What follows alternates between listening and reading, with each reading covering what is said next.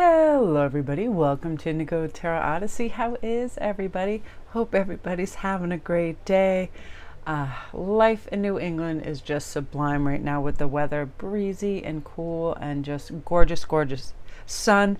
Gotta tell you, my neighborhood's getting so stoked about 4th of July that I already hear the fireworks like in the evening, usually days and days before. It's such a fun festive time, and our local park puts on an extravaganza, like where just hundreds and hundreds and hundreds of people fill the park, and they have this $1 million display off barges. It is really gorgeous. So you guys, let's look into number one, which is You Are Worthy, the tabby cat. And it's so funny, as I'm saying this, my cat is literally licking my hand cream off my hand because she loves any kind of lotion, potions, and cream. She's such a whack job. And weirdly enough, adversely, my other cat cannot stand any kind of scent, lotion, or perfume. She will avoid me like the plague. If I have anything on my hand, she'll actually backbite. So weird. And the other one tries to gobble it up.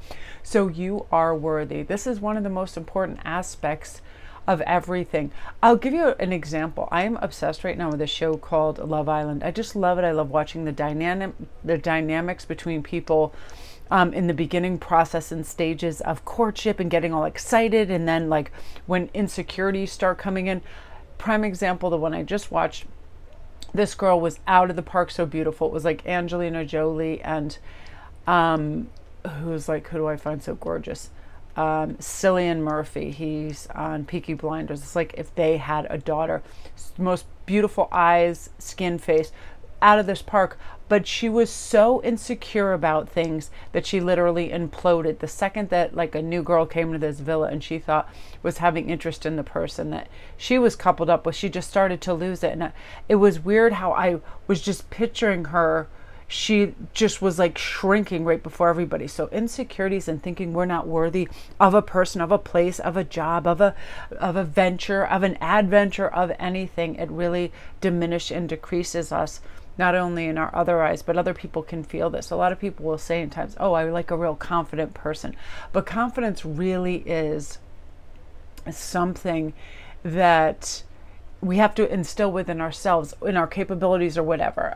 I've used this example before. Say you're a teacher and the parents come in. You're not going to say, well, I guess the curriculum is okay. I think the students are going to learn. No. How is that going to instill any confidence in the parents if you're not even jazzed about the curriculum? So if we're not jazzed about who we are, and we don't love who we are, and we don't think we got the stuff and other stuff, we open up a window for other people to assert themselves in our space, assert who they think we are, and all of that. Forget about it. You are worthy. You're worthy of the best love. You're worthy of the best vocation. You're worthy of the best time and the best heart to meet you on equal terms. And a way I find to diminish anything that can bring in insecurities is really to stay off a lot of like the IG stuff of just scrolling, unless it's people you follow and you like, because you're just going to get a lot of these people that are IG models and people that are purporting this wonderful mystery adventurous billion-dollar lifestyle that is just really it's kind of smoke and mirrors. So just know, by virtue of you being here, that you are an infinite being of light, and you're capable of altering your lifestyle, your reality, whatever. I always pretend like, here it is. I am the director of a play and I'm like the starring character in the play. I can bring in different characters as I want. If I don't like those characters, I boot them out. If I don't like the environment, I change, change the set dressings, all of that. Listen, I think comparison is the killer of self-esteem. So we shouldn't compare ourselves to everybody. We're also uniquely individual. Some people have humor as a strength that it's very compelling to others. Some people just have a gentle, quiet ability to listen, and bring like a nice peaceful vibe to the atmosphere. Things are different. Introverts, extroverts, it's all part of this whirling, dervish of life. But know that you are worthy of all the good things, which brings us into appreciate the process. So we got to forget about this finish line, because that's kind of a hokey issue. If we just think, when I get this degree, I'll be happy. If I get this house, I'll be happy. If I get this man, woman, child, whatever, I'll be happy. we have to appreciate the journey, which is appreciating the process, how we get to that place. Like, yeah, a good example too of this is, like those watches, I don't wear any, I'd never gauge like how much or calories I burn or how many steps I do or any of that. I'm not like a numerics person. I don't have to document stuff like that. But you have that little watch and it says, okay, if you have to have this many steps in the day. If you weren't enjoying those steps, why are you bothering doing that, right? That is the process. Same thing in a relationship with anything. Just say you're in a new relationship. So many people are like, well, I have to get to that label of boyfriend, girlfriend. I have to get to that label of fiance or wife. It's crazy. We are meant to appreciate the process of being around people, getting to know them, everything. There's so many influences around us all the time that sometimes it's good to stop by and gauge, hey, what am I being influenced by? Am I watching too much of like, because I believe, holy crap, that our algorithms that we set out with the things that we choose, it's like the universe is like, hey, look at this, look at that, whenever I go on IG, or like it's like Amazon suggesting due to prior shops what you should now have. And we're inundated with all of this. You would look good in this, you want to go here, you want to experience this, you want to blah, blah, blah, all this stuff like barking at us. And really what we need to do is be like, what do we want to journey towards? What do we want to experience? And will we appreciate the process? I know if I get more excited, I'm serious, about like the anticipation of something than really the something itself. Oh, I got a new deck coming in the mail. I get all jazzed on my skin. I'm all excited. Like for days, I get so pumped. It is the anticipation of that great thing to come, right? And then that's part of the process, looking forward to things. And I feel like if we are really engaged in present moment awareness to whatever we are doing, if we are making a necklace, if we are sewing, if we are gardening, if we are cooking, if we're appreciating that process, not just the end result and that plated linguine or whatever it is, being in the kitchen, listening to music, stirring that pasta, having a good time, that is the process. And that's why we don't want to place our happiness at a later date when we have that house, when we have that job, whatever.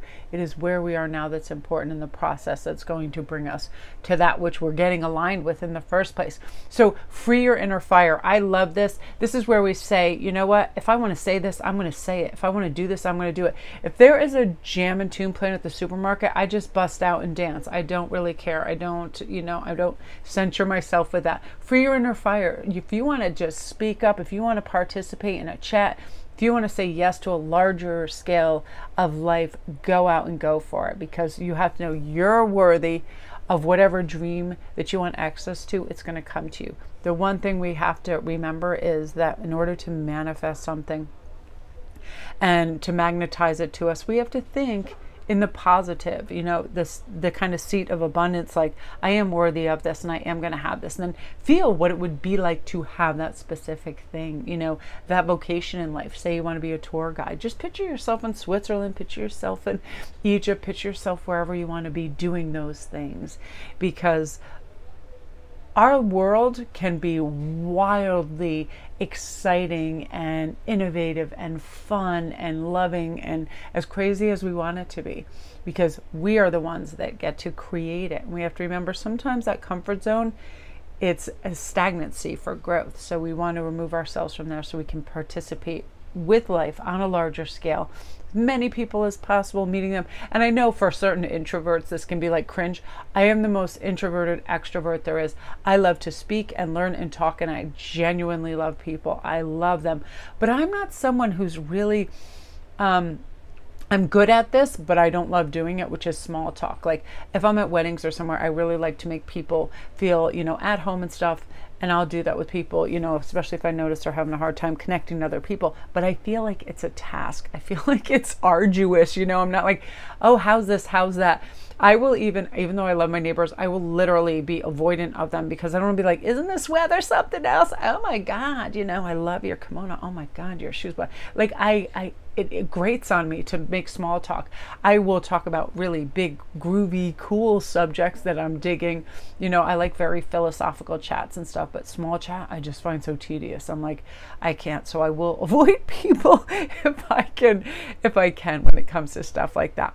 But remember, if you see something today and you want to go for it, be like, I am worthy. I am worthy of that dream goal. I'm worthy of that dreamy person. I am worthy of this event. I am worthy. If you pick up something in the store, forget about what it costs. If you think it will help you learn, look more beautiful, be more excited for something, get that item for yourself, because you are worthy.